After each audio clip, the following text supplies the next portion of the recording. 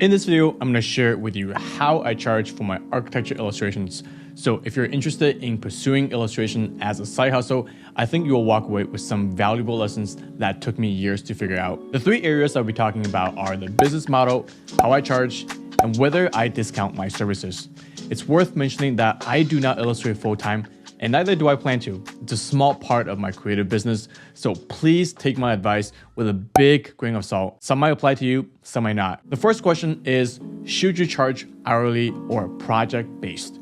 Personally, I've done both depending on the circumstance and the client. If you're working with a brand new client, they're most likely going to be more comfortable with a project-based structure. So in this case, it's important to define the scope of work, expectations, and the exact deliverable with the client. Then you can probably estimate the amount of time this will take you to generate a proposal.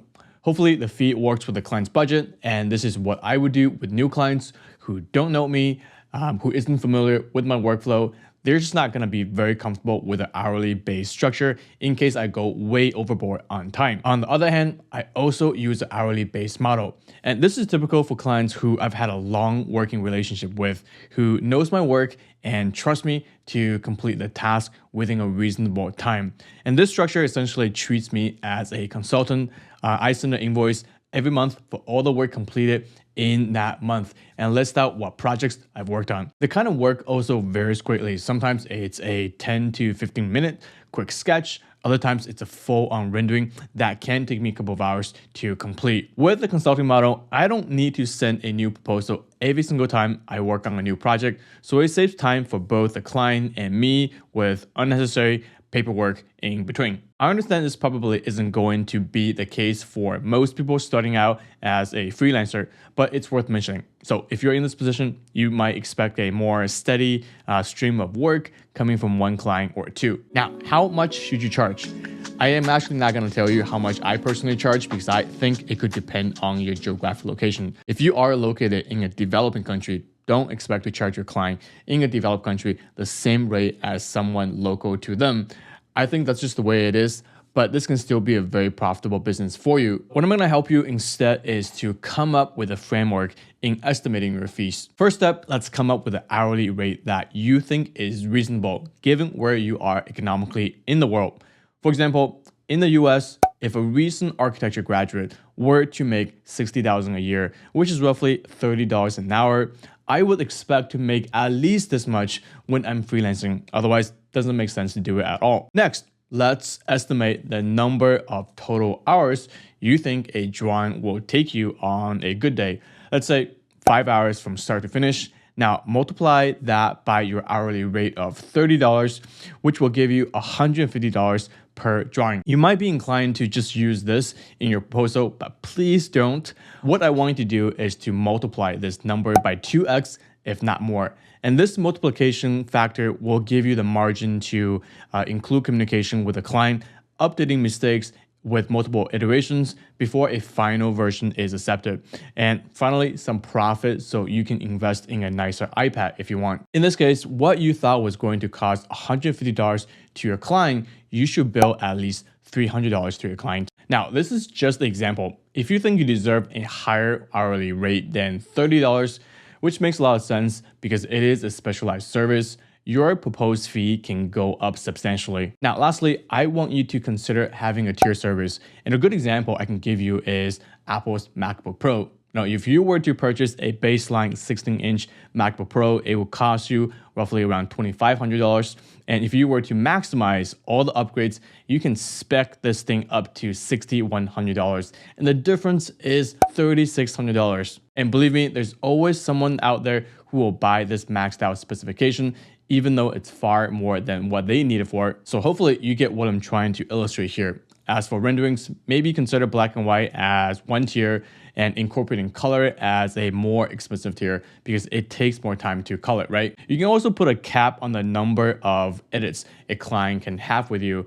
Typically, I think it's 3. Any more than that, I bill as additional service.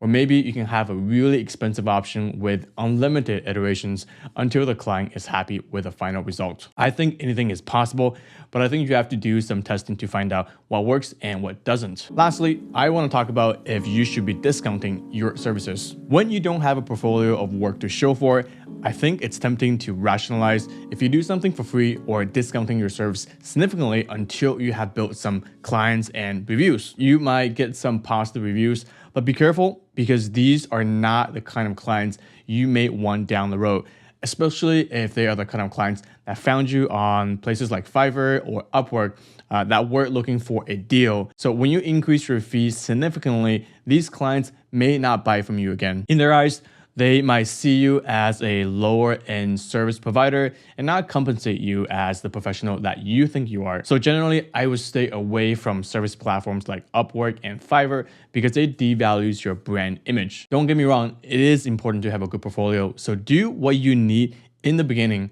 But when you have built some good work, you should be looking for work in a different place. A pool with clients who actually have legitimate budget to pay you as a professional or an outside consultant and not someone who's trying to score a deal. Luckily, I never needed to discount my service to get work, but I did make the mistakes of charging too little and not knowing my worth as a professional in the beginning. So my advice to you is to try not to discount your service or do things for free.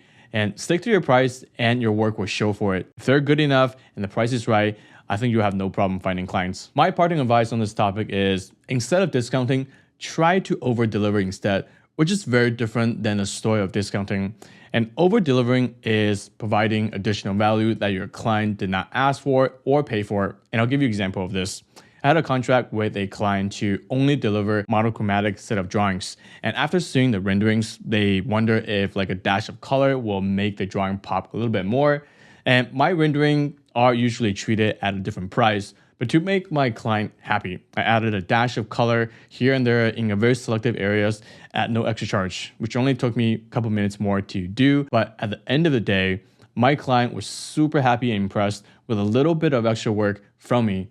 So even though there weren't any immediate monetary reward for doing this extra work, I like to think that I built some goodwill with this client. So many months down in the road, when another client called me up, I learned it was my previous client who I went above and beyond recommended me. So I hope this is useful advice to you and I hope that it makes sense. This is really what worked for me. If you have more questions or would like me to elaborate, leave it in the comments below and I'll talk about it in a future video.